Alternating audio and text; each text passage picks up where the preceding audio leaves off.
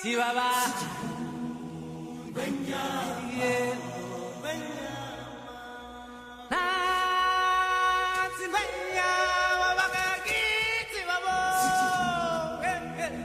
dirais que je suis le plus fier du résultat, je suis le plus fier de tout parce que nous avons pu inventer un nouveau concept, un zoo du 21e siècle qui est un voyage. C'est un voyage autour du monde, un voyage au cœur de la nature.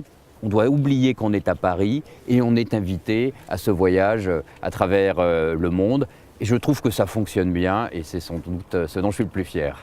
Alors c'est une série de défis, il y a d'abord un chantier, c'est un chantier d'envergure, un investissement de 170 millions d'euros très important, un zoo entièrement à concevoir, à réinventer.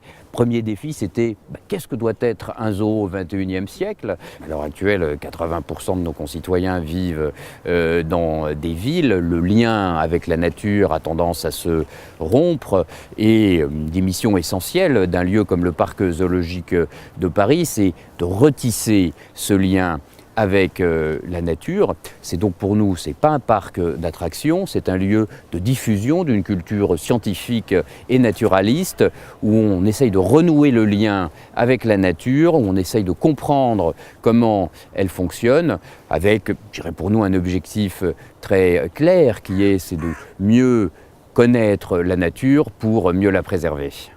Ce que j'espère changer vraiment profondément chez les enfants comme chez les parents, c'est le fait que nous sommes tous responsables de l'avenir de notre planète, de l'avenir de notre espèce et que par des petits gestes, en faisant attention à ce qu'on mange, à la façon dont on s'habille, à la façon dont on se loge, on peut avoir un impact énorme sur notre planète.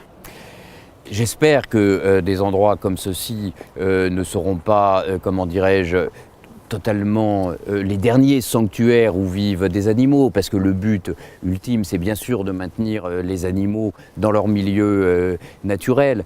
Un parc zoologique comme celui-ci permet, face à la pression anthropique, la pression très forte que l'homme exerce sur le milieu, de maintenir des populations en vie qui sinon auraient disparu.